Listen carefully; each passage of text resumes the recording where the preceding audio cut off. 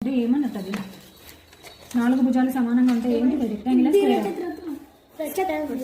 Rectangle స్క్వేరా? Square కదా.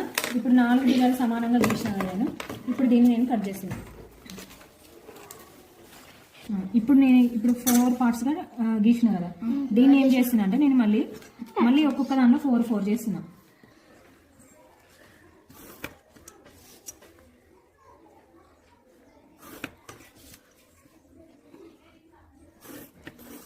ఎన్ని squares అయినాయి మొత్తం? 1 2 3 4 5 6 7 8 9 10 11 12 13 14 15 16 స్క్వేర్స్ అయినాయి కదా. దీన్ని ఇప్పుడు ఏం చేయాలి? ఒక షేప్ లాగా కట్ చేస్తున్నాను మధ్యలో.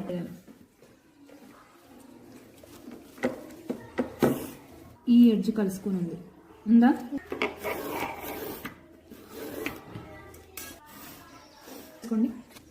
ఈ డార్క్ లైన్స్ ఉన్నాయా?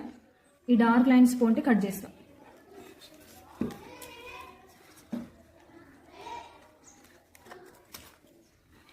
ఇప్పుడు మళ్ళీ ఇది ఒక డార్క్ లైన్ ఉందా? దీన్ని ఏమంటామంటే టాన్ గ్రామ్ అని అంటాం. ఏమంటాం? Tan gram. దీన్ని ఏమంటాం? టాన్ గ్రామ్ అంటాం. ఈ టాన్ గ్రామ్లో ఎన్ని పార్ట్స్ అయినాయి? 7 పార్ట్స్ వచ్చినాయి. మనం కట్ చేస్తాం.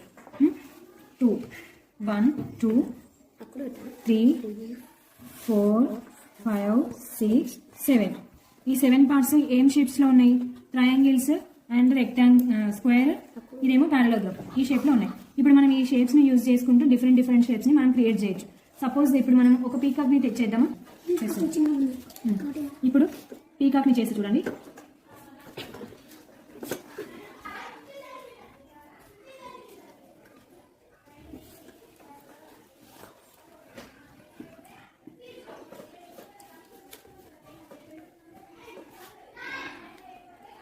ఉందా? పీకాక్ షేప్లో ఉందా?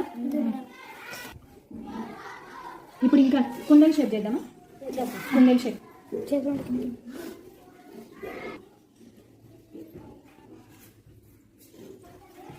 ఇలా ఉందా? ఇది ఉందా?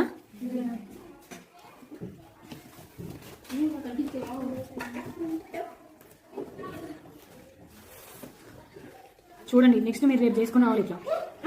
ఇట్లా చేసుకొని ఈ షేప్స్ అన్ని కట్ చేసుకుని రావాలి. ఏమంటున్నాం?